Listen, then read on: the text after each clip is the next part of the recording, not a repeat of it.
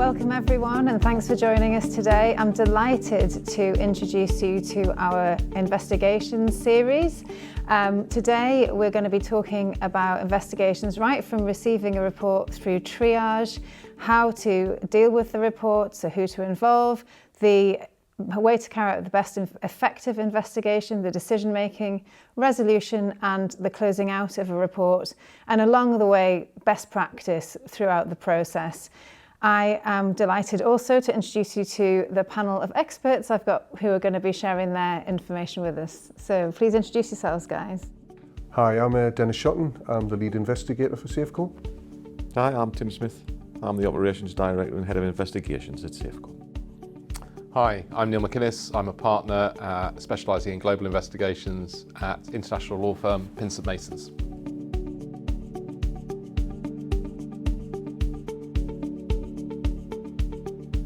So in order for an investigation to happen, naturally a report needs to be received. And one of the things that we kind of hear a lot is that there's a lack potentially of employee confidence in speaking up and making reports. So Neil, what would you say that organisations need to do in order to kind of instill confidence and trust in the systems they've got in place? I think there's a number of things behind that. There are cultural aspects of it. What an organisation does before you just promote the whistleblower line. Is there a culture in the organisation of people feeling that they can challenge authority, for example, and speak confidently if they disagree with situations within an organisation? That culture's there of openness, transparency, then people are more likely to feel that they can trust in the whistleblowing line. And then operationally with a whistleblowing line, there's certain expectations law enforcement will have, regulators will have, and best practice informs it as well. So if you have a whistleblowing line where someone has to spend an awful lot of money calling up from abroad to access it, that might not be accessible enough. If they can't speak to someone, if they're working internationally in their own language, that can also be a barrier. So there's lots of operational aspects of it we can talk about as well. I suppose what law enforcement would really want to understand is, can people report anonymously? And is the company taking measures, once it has a whistleblowing service, to check whether people are aware of that service and whether they feel comfortable using it? So perception type surveys that can be useful to check that people are comfortable. So it's a whole range of things, cultural, operational, monitoring it's working properly. Thank you. So Tim, you've worked with lots of organisations in implementing these sorts of systems. Was there anything that you think is particularly effective or ineffective, conversely? Well, on the effective side of things first, you have to be particularly careful in the different cultures that you may be working with, and different organisations will have different cultures within an organisation. Many global organisations these days, one day you could be taking a whistleblowing report from somebody in the UK and from the same organisation. The next day it could be from a migrant worker working in a different part of the world. So operationally, systems need to be able to manage that difference. So for example, migrant workers are sometimes a little tentative about reporting, so you have to make that process very simple, be able to report in their own language, be able to get to speak to somebody quickly. You don't want them standing on the telephone, perhaps feeling exposed. Whereas conversely, if you're speaking to somebody from within the UK, from an organisation that very positively promotes the speak up culture, well then that's a more straightforward process. So you do need to be very culturally aware of what's happening with your whistleblowers. Anything that you'd like to add, Dennis? Just add on for the speak up culture, I think a lot of organisations have tried to make the whistleblowing policy come to life. And I think that's where the confidence is engendered in an individual who feels the organisation is trying not just to promote the whistleblowing policy, but to promote the employees to report wrong things that potentially could be wrongdoing before they become something worse. And if they see that, I think that gives them confidence to report, whether it's in person or whether it's anonymous as well. I think as well, when we talk, which Neil mentioned there a little bit about anonymous reports, I think it's crucial that companies do investigate anonymous reports and then feed back and try to I suppose, keep engaging with that anonymous reporter to try bring them out to be named, to give them sort of more, I suppose, confidence to make up, to come forward with their concerns, and gives more credibility to what they're saying as well. But again, that's a journey through that cultural change to give them confidence. Maybe one thing we could talk about is the role of senior leaders in an organisation. And I've certainly found organisations with successful implementation of a speak up policy and a speak up hotline will have senior leaders talk authentically about how people coming forward with reports have helped the organisation, have helped the organisation improve, and that candour and openness all the way up to the top can help support people and engender a sense of trust. I think that's a really interesting point, because we recently conducted a survey, and the feedback on the survey was that a large percentage of employees didn't trust that their leaders would act on a report that was made. And so we were looking at kind of how can we sort of work with senior leaders, because interestingly the senior leaders were saying they absolutely would act on the report, but that wasn't kind of flowing through the organisation. So I think that walking the walk is really important, and I think that a lot of organisations struggle with kind of getting that message across. I think there's some really interesting points that you've all made there, and I think that promotion of the system, regardless of whether it's internal or external, however they decide to do it, is really important, because ultimately, the more people have confidence that it's okay to speak up and that they're being told it's okay, the more likely they are to talk about what's going on. So yeah, thank you very much for that.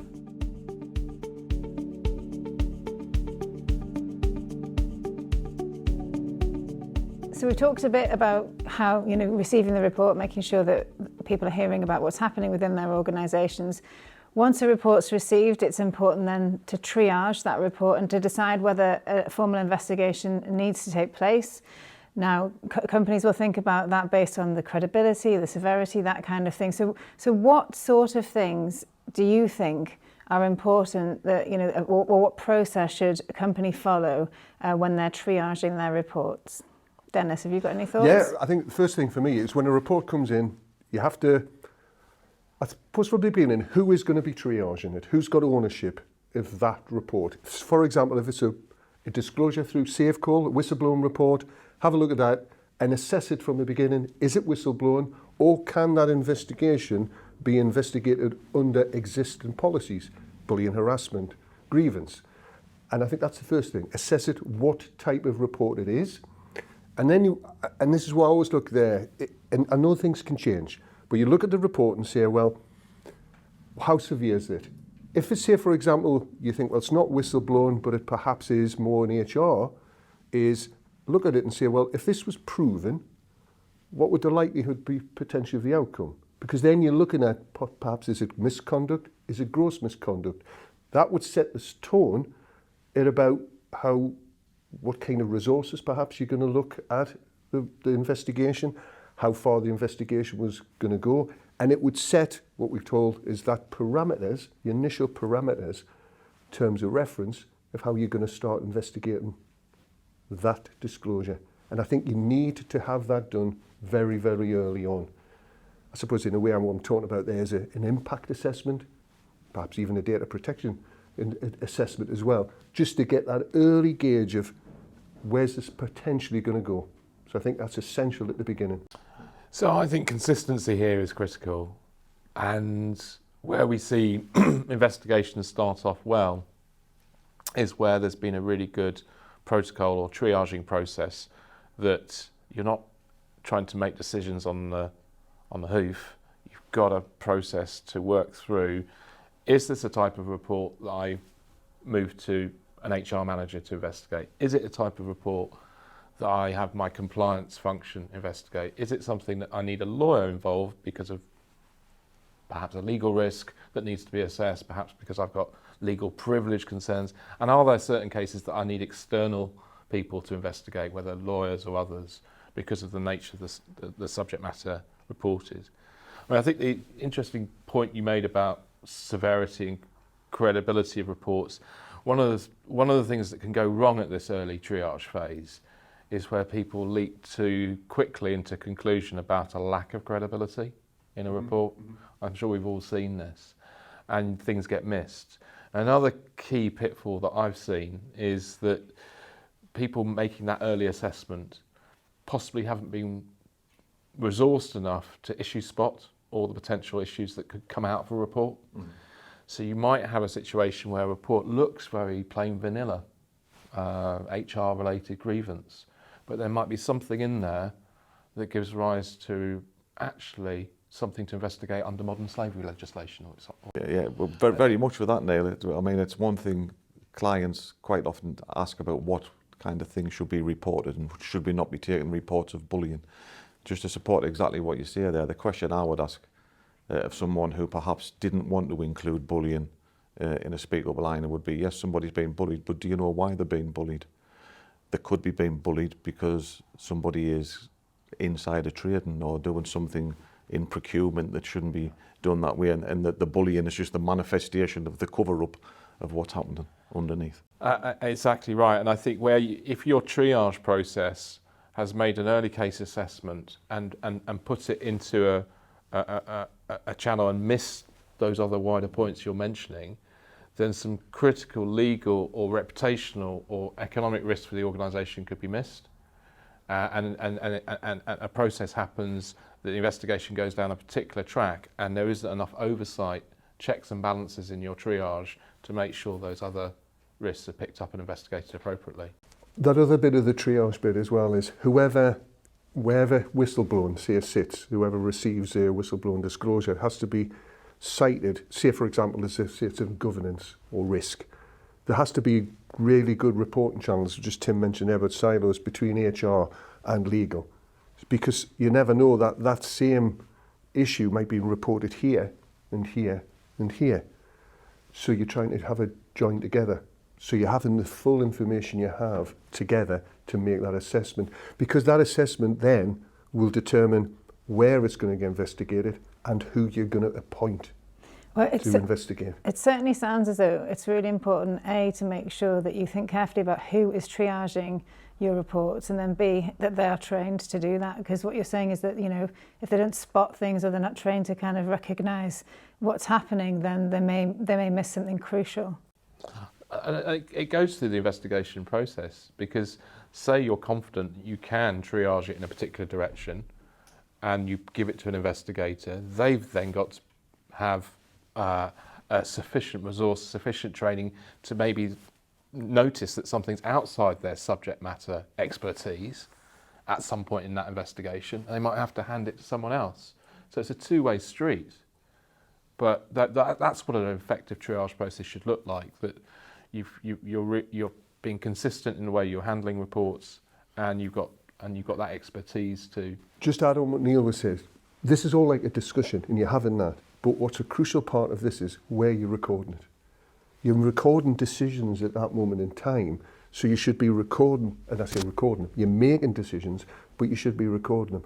Because further down the line, where there's potentially criticism, you're coming back to the starting point, because you might not have the full picture because it's just an initial disclosure.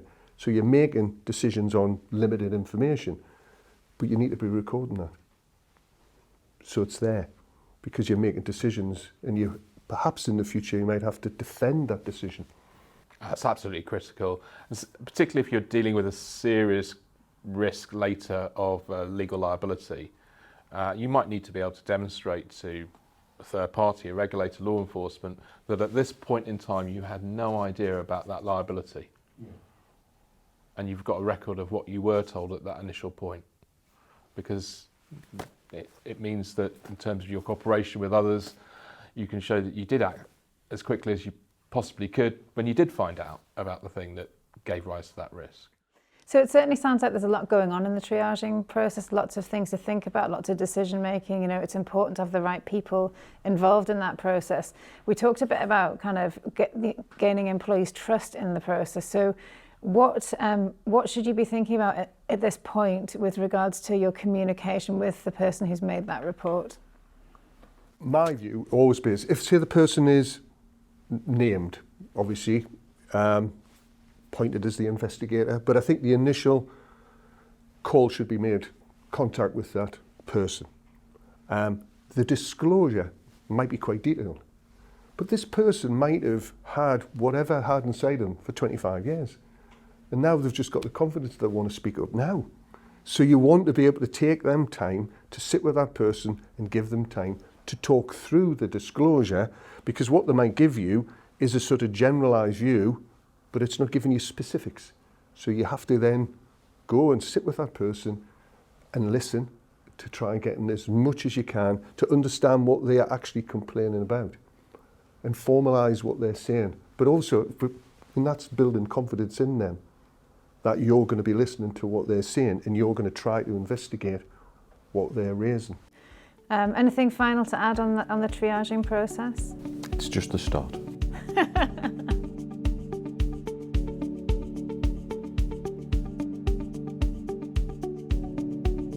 So we've talked about, triaging, we've thought about, are we going to investigate? And we've gone ahead and thought, right, yes, we're going to investigate this matter. So I think the next important thing to consider is the kind of the who, the how, the what, what does that investigation need to look like? So what would be the first thing that organisations should be considering at that stage?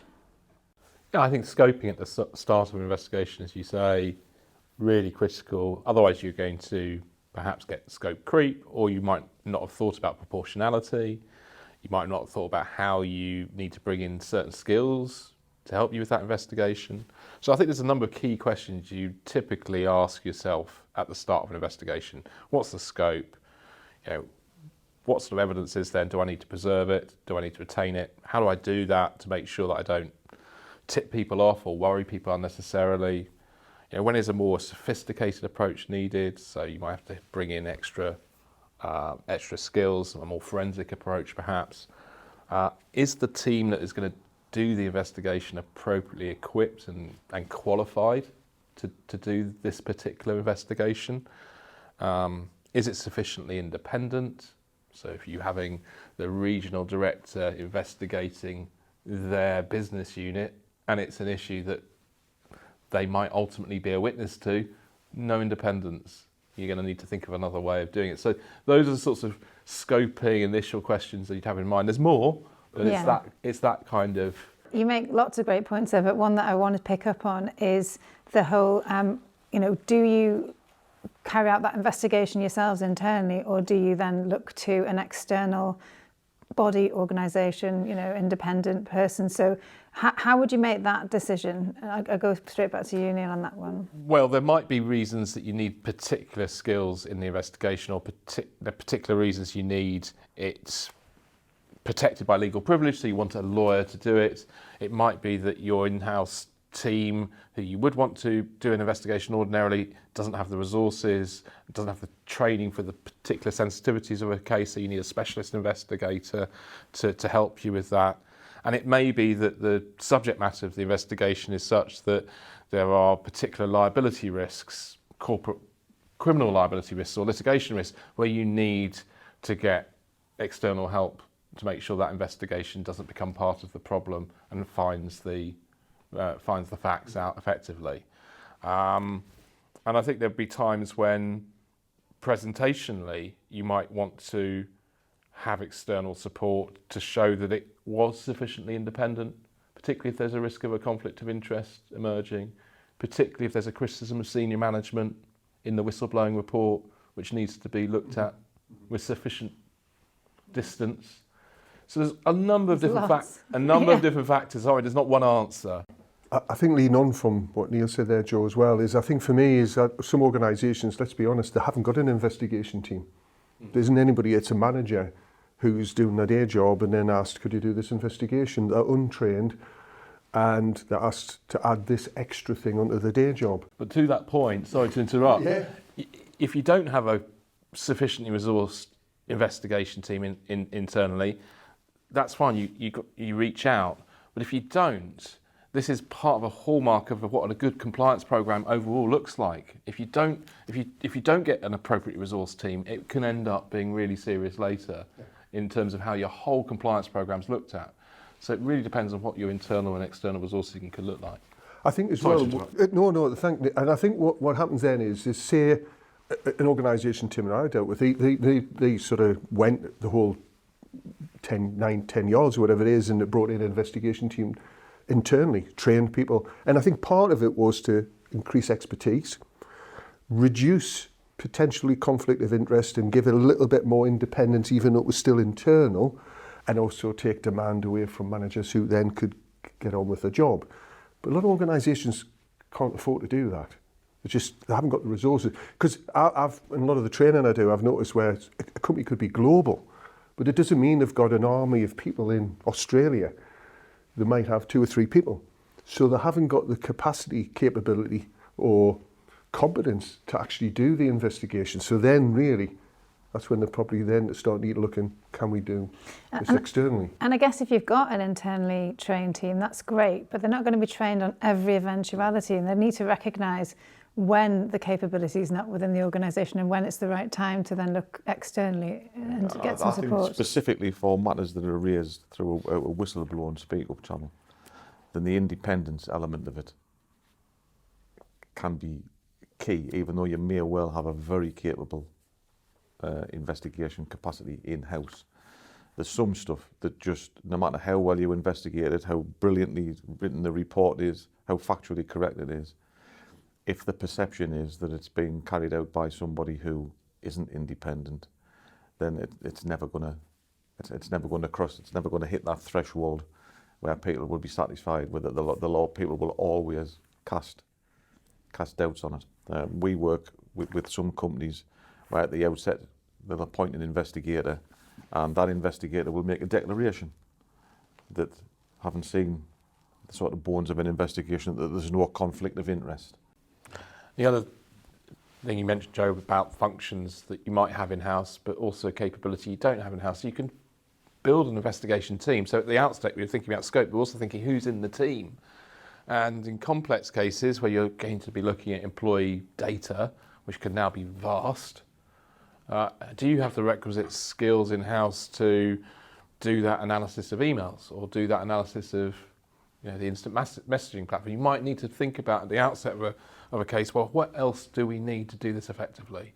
So we might need a forensic provider, or we might need at least a platform to host this data on so we can assess what the comms between employees were. Or if it's about financial misconduct, are we involving someone at least in an internal audit or with a financial investigative background to help us through understanding the books and records, whether it's a forensic accountant externally or someone in-house? So I think you're not just thinking about an investigator necessarily in the more involved cases being a single person. Yeah. It's a team. And that could be in-house, it could be external, it could be a combination of people. I just wanted to come back to something that you mentioned about smaller organisations probably not having, a whole team, well, definitely not having a whole team of people, probably not having that many reports that they're actually having to deal with on a sort of annual basis. And, I guess, again, that comes back to thinking about when you're putting your whistleblowing mechanism in place, what it is that you're going to need and kind of what training and measures that you have in place in order to respond to these things in the right way when they do come up. It's a good point there, Joe, and I think Tim said it before, is if you've got your whistleblowing policy and you've got all the mechanisms and the reporting structure, but then somebody makes a disclosure and you think, well, we need to investigate this. Have you thought about that side of it? And that's when you would be having probably a conversation with an external investigation, have an external investigation. But again, I always use these words sort of commissioning manager or sponsor, where they set the parameters with the investigator, just coming back to have that scope. So you're setting, because if you don't do that, and I think Neil mentioned before, you've got that mission creep, that if you do not set really good tight terms of reference at the beginning, an investigator will go off-piste. 2 things will happen there. 1, you'll not investigate what you were commissioned to do, and 2, you'll start looking at areas perhaps they didn't want you to look at either.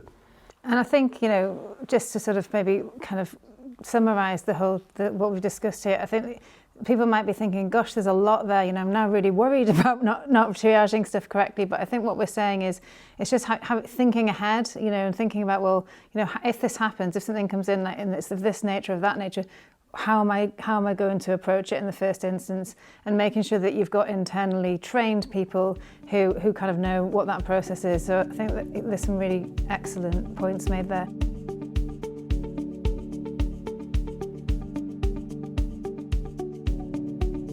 So in this section, we're going to talk about carrying out an effective investigation. And we've talked, a little bit previously around how important it is to have the right people investigating, and also, the importance of collecting and documenting evidence correctly. Now, I know with all of your experience that we could talk about this topic all day, but unfortunately we don't have all day. So it would be great to just get some insights into, your views on how to make the most of an effective investigation. Tim? Well, for me, an investigation has to be proportionate. That links back to what we were talking about in an earlier session around properly and effectively triaging something at the beginning. Where is this likely to end up? Because you can spend an inordinate amount of time investigating something that may have very limited consequences at the end of that. A couple of things fall out of that.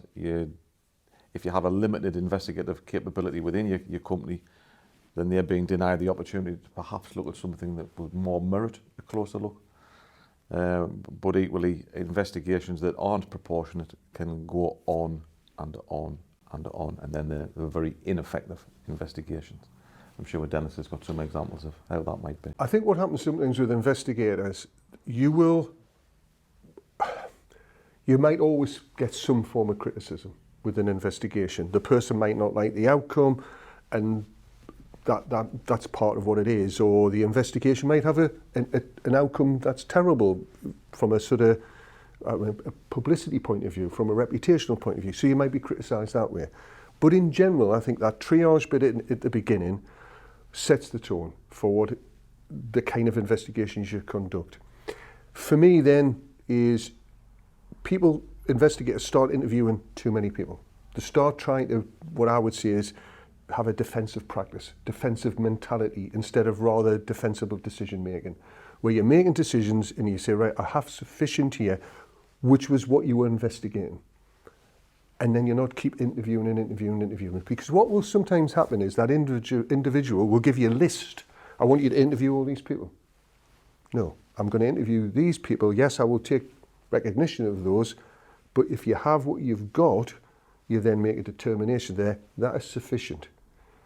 And the other side linked to that, though, is you shouldn't be spending 10, 12 months doing an investigation that probably could be conducted in about 3 or 4 weeks. For me, if you keep doing that as an organisation, your organisation will come to a grinding halt, because you'll get swamped, and investigators will be stuck with 7, 8, 9, 10 investigations. Then all of a sudden the organisation's faced with something that needs serious resourcing. But you can't, because you've not been effective and you've not been proportionate with these other investigations. So you've got to make decisions to say that is sufficient. I think I agree with that, and proportionality is a theme that we've all talked about, and that's critical. To work out what is proportionate, you've got to take a risk-based approach. So what's the risk that is revealed by the original report about conduct within the organisation, about wrongdoing, whatever it is, you've then got to take a risk-based approach to your investigation. But the hallmarks of an effective investigation, I think, bring out some of the themes you've mentioned. Timetabling it so that you're moving at the relevant pace. You're not delaying. And this is, particularly if it's a whistleblower report, there are things you're going to have to act expeditiously to find out. Keep in mind, it's also a fact-finding process. It's about fact-finding, not trying to solve everything in the investigation process. You might be handing your fact-finding conclusions to someone else to make the determination as to what then happens. So you keep that laser-like focus on fact-finding and maintain that objectivity. And certainly law enforcement regulators across the world will expect that you should be following reasonable lines of inquiry, not boiling the ocean. And reasonable lines of inquiry doesn't mean that you're not taking quite difficult decisions in an investigation. You often are. And investigations fail where you've kept your fact-finding at a particular level and you haven't looked up the reporting chain. You haven't looked at management's conduct, who had oversight of this. So reasonable lines of inquiry must mean, in appropriate cases, looking at people beyond necessarily those who've been responsible for direct conduct, but looking at others as well. And that gives you a robust, objective, defensible, proportionate investigation. Would like to talk about interviewing, because we've talked about that already. One of the things we see is that people will leap into interviews too quickly in too many cases. I don't know if you agree with that. Yeah, completely agree. Well, Tim's smiling, so he obviously Yeah, agrees completely with it. agree. Completely agree. In some cases, in the most serious cases, it's rarely appropriate to start with an interview. There's facts you want to gather from documents. You'd wanted to make sure you preserved everything first, of course. But interviewing has a number of benefits ultimately, but you're going to need to think quite hard about when to interview, when it's appropriate, depending on the risks in the case. But I do think people will often think, well, let's go and get someone in straight away and see what their account is. That isn't necessarily the right approach. Completely agree with you, Neil. And I think a couple of things. You might interview somebody, say it was a safeguarding issue, we'll get a report and there's something that's serious that you're going to have a conversation, and it would be unprepared.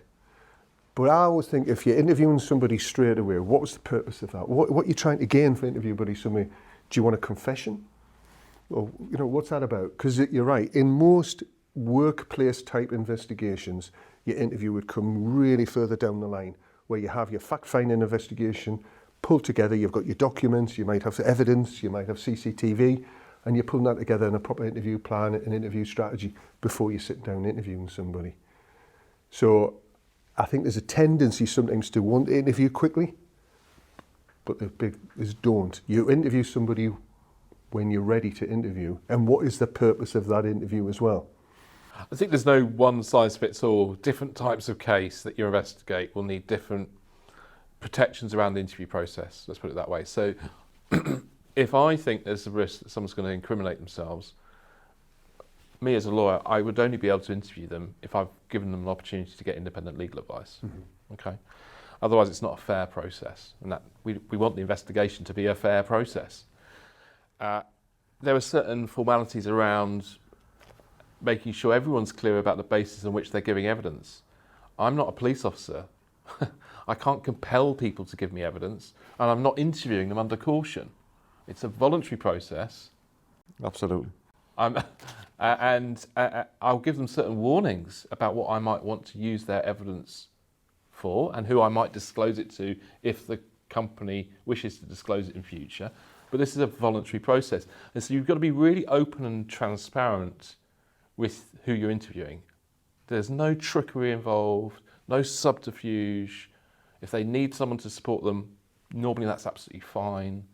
If they need a lawyer to independently advise them, they should get that lawyer.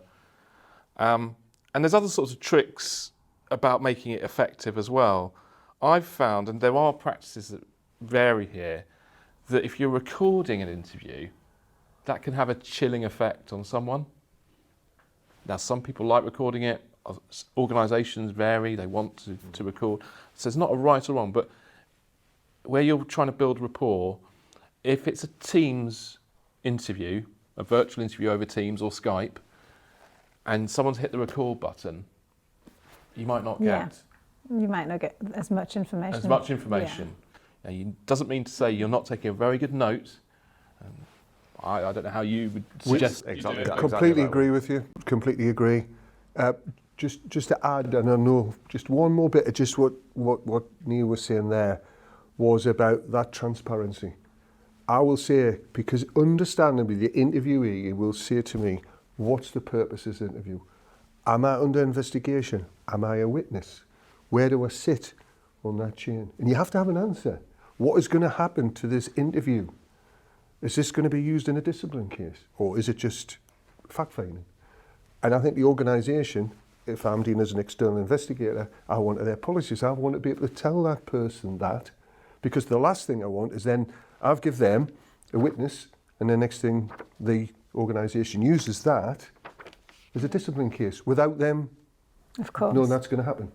So I think, this is a huge topic. We're not going to be able to go through everything today, but I think, we've talked about we need to make sure that it's proportionate, well planned, I think you talked about quite a lot, and transparent so that people know exactly what to expect and what their role is within that. And where possible, in person when we're interviewing people. And we talked previously as well about the importance of documenting everything so that you can refer back to any decisions that you've made.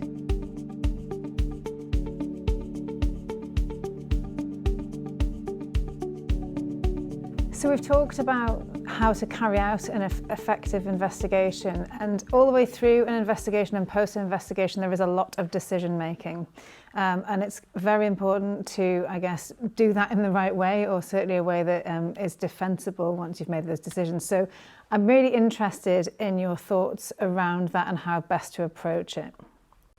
Neil, do you want to go first? I can do. I think recording your decisions, as you say, during an investigation helps you so much later. Explain, if you need to, why you took certain forks in the road. We decided to look at this person's emails because they were relevant to this issue. And if then later something crops up and you haven't looked at someone's emails, you've got a record of your contemporaneous views on why not.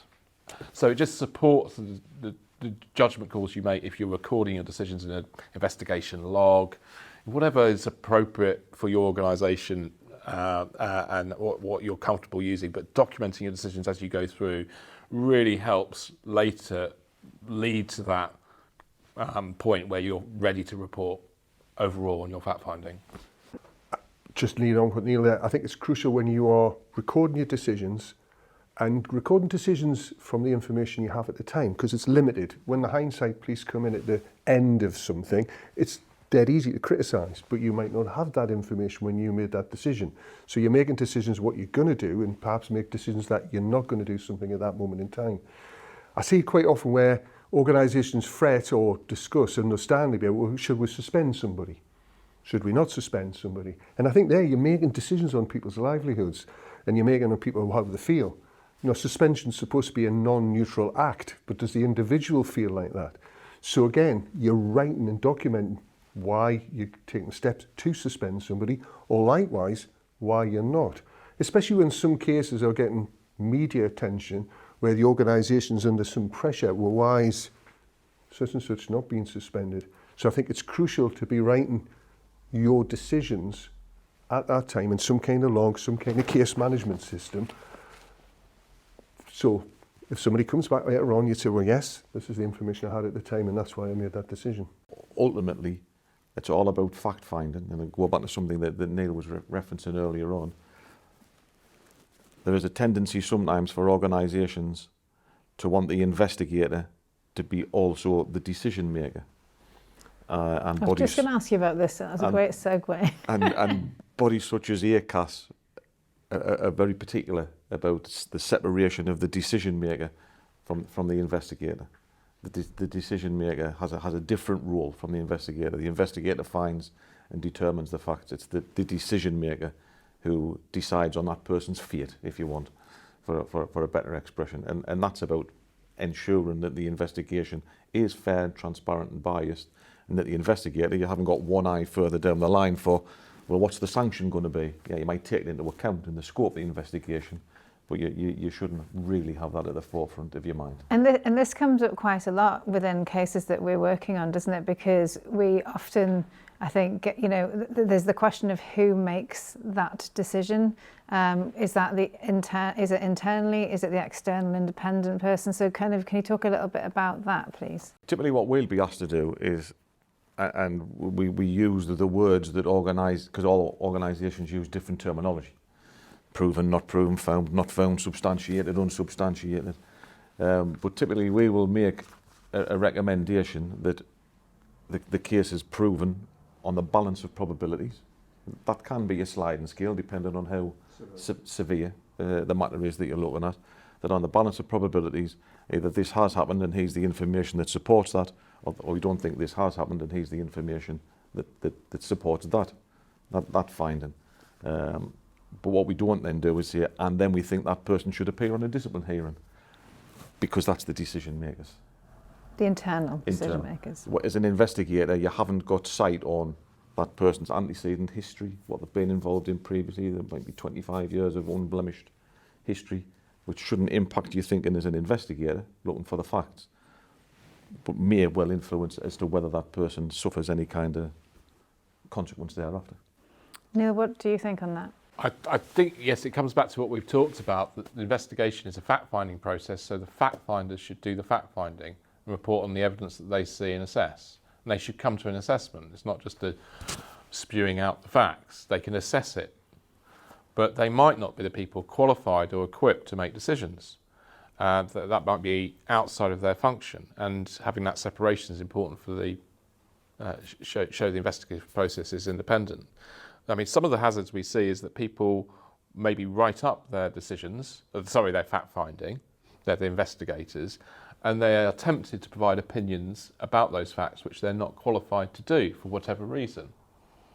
Someone, for example, making a judgment about the effectiveness of the overall compliance programme when they've only investigated one tiny part of it. And those are tendencies that report writers and investigations can sometimes have. So, bad investigation reporting also is where people extend beyond their competency, extend beyond the scope of what they investigated. If you have non-lawyers, I'm sorry I'm being biased here, if you have non-lawyers giving a view on the legal liability risk, that's probably not helpful as an organisation for your investigation report. If you have non-lawyers saying, we've investigated these facts, we think this should be sent to the legal department for a view, perfect. If the legal department haven't already been involved in overseeing the facts, because they may have been, because the legal risks involved. So I think it's just about thinking what your investigator is competent and capable of reporting on and what they're not.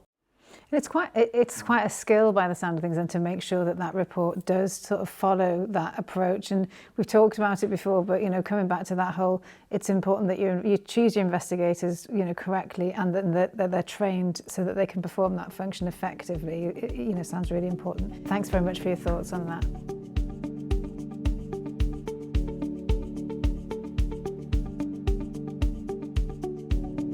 So we've talked at length about, the carrying out of the investigation, the decision making, and then sort of communicating with the necessary parties internally and externally about the decision. But what else should organisations be thinking about post that investigation for best practice? Neil, do you want to talk about that? Yeah, I think the investigation process doesn't just end with the fact-finding. In some cases, there won't be any major lessons learned, but as a part of the investigation process should include a point where you are thinking, well, what are those lessons learned, and what are those improvements that we need to be thinking about for our processes in particular cases? What was the cause of this incident happening if it's been substantiated? What's that root cause analysis look like? What were the things that we, as an organisation, could have spotted earlier? And how do we go about making sure we do spot them earlier next time around? So those missed opportunities that might have occurred in this case to have detected something and prevented it happening. Those are the kind of hallmarks that a regulator, law enforcement agency will look for at the end of an investigation. Another way of looking at it in certain types of case is, well, what compliance programme improvements overall come out of this case, come out of this investigation? And so it's almost the whole life cycle of the investigation includes enhancements to compliance, and which takes us back to where we started, which was an effective compliance programme having a really good speak-up mechanism. But the output of an investigation might be, and now we need to do this, whether it's further training on this or whether it's changing our controls over here. So there's a range of things that you might need to think about in terms of remediation systemically. Yeah. I think for me as well, in general terms, and I think Tim touched on it before, that I tend not to make a lot of I don't make any recommendations about an individual. I'll have proven, not proven. And then the facts themselves, if every case I did or every investigation of that particular disclosure was proven, well, then the next decision maker would probably move it to the next part. In general, though, in whistleblowing cases, I tend to make sort of overarching recommendations, and Neil touched on whether it be training or not. Any other examples, Tim, that you have? Yeah, just to reinforce there what Dennis said, we would typically make recommendations on an organisational level rather than on an individual level. But different organisations have different ways of monitoring these things through thereafter. Larger organisations, for example local authorities, will have a whole monitoring system that exists. Reports go to various committee stages, and part of the function of that committee is to ensure that the lessons learned from that and any action plan or improvement plan that falls out of that is properly followed through and monitored. Otherwise, there is a risk that these things can just go into the black hole, because the real value from it is in that lesson learned to stop it happening again. Because if you keep doing the same things, well, you'll keep getting the same outcomes. Absolutely right. And this just gives you the opportunity to put that brake on that to ensure that that doesn't happen. Other organisations may refer things through, typically from a whistleblowing perspective, certainly. It may end up with a non-executive director who has a risk and compliance portfolio, who'll see these cases and review them and direct the activity that needs to take place thereafter. But the other thing that we don't see that happens quite as often as it could do, which links us all the way back to the beginning when we were talking about what's the hallmarks of an effective Speak Up programme. A successful outcome from a whistleblowing investigation will be finding something that you could use to champion your whistleblowing Speak Up process, to demonstrate that it works and what the outcome. And that's a really, that leads me on to another question I was going to ask actually, because we talked a lot about kind of building trust and transparency into the organisation and I suppose improving that kind of culture. What's the best way for an organisation to kind of deal with that and to make sure that they are able to create a transparent culture, obviously within the parameters of what's the right thing to do and what they can share? Well, typically, so organisations will publish not the details and the nuts and bolts of investigations, but certainly as you know, if you're in the local authority arena, then these things are very well documented. Because that is that link back to say, look, you've been heard.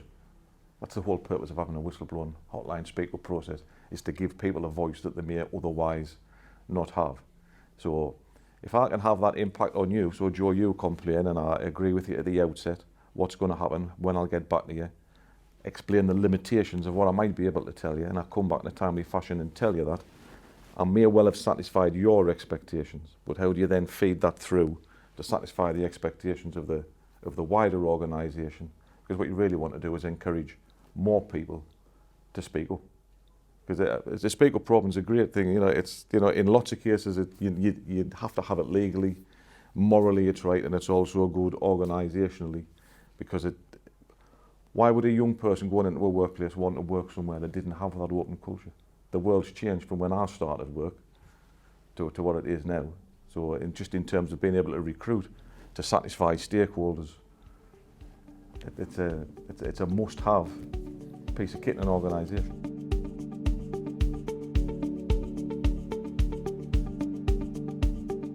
I think there's, you know, really there's some interesting debates coming out there that we could spend a lot more time on. And I think generally there's been a lot we've talked about today that our viewers are going to find really interesting and probably give them a lot of food for thought. Just sort of as any final thoughts with regards to the whole investigation process generally, and any sort of key takeaways that you either want to add or reiterate before we close. Well, I'll start on one off then. I would say that people need to bear in mind that investigations are fact-finding, that you're looking for the truth. You're not looking to go and build a case against person X who might have been mentioned as having done something. You're looking to find the facts of what's happened. Great point, Tim. I would say well, I'm very clear when I'm appointed as an investigator that I am, just living with Tim, as I'm there to determine the facts. The whistleblower, the person who makes a complaint, understandably feels that I'm working for them. And I make it very clear from the beginning, I'm working for the investigation. And it's that clear from the beginning. Yes, I'm going to be supportive, I'm going to be communicative, but it's that clear separation. Clear communication. Neil?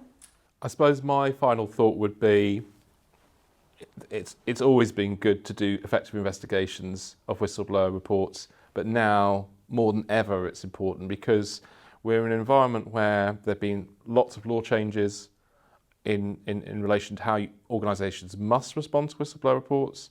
There's likely to be further law changes across the world over the next 12 to 18 months. And if organisations are not listening to whether whistleblowers effectively, if they're not investigating, there are an increased range of other people who whistleblowers will go to and may go to first if they don't trust the organisation. And those include law enforcement agencies that will consider offering whistleblowers immunities, rewards, and various other things where organisations would be much better off understanding a whistleblower's concerns, investigating them thoroughly, and maintaining an effective investigation which they can then report to law enforcement as they see might be required. So there's never been a more important time to have a well-resourced investigation function to deal with whistleblower reports for a range of external factors as well. I think that's a great point to finish this off, because ultimately there are many, many reasons to kind of establish and champion your speak up culture. And to Tim's point, by no means the least important is because it is the right thing to do. So that concludes our investigation topic for today. I just want to thank everyone for watching, and I hope you found it really informative, as I certainly did. I want to thank our 3 experts on the panel. If there's anyone who would like any further information on anything we've talked about today, please do contact us. We'd be delighted to have a chat.